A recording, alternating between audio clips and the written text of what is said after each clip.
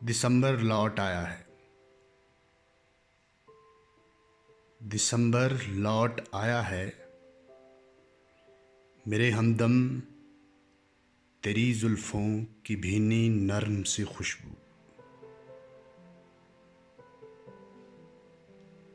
تیرے اس لمس کی حدت،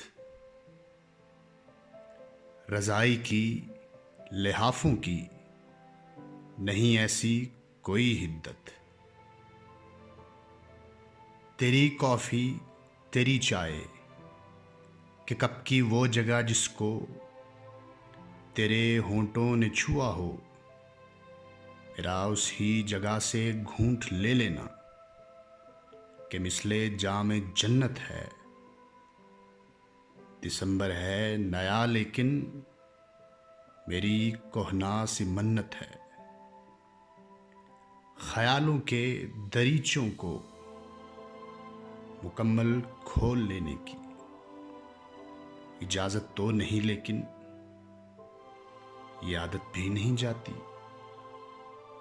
سو میں دل کے پابندیوں میں جکڑے منظر کا کوئی در کھول لیتا ہوں، سراسی ماں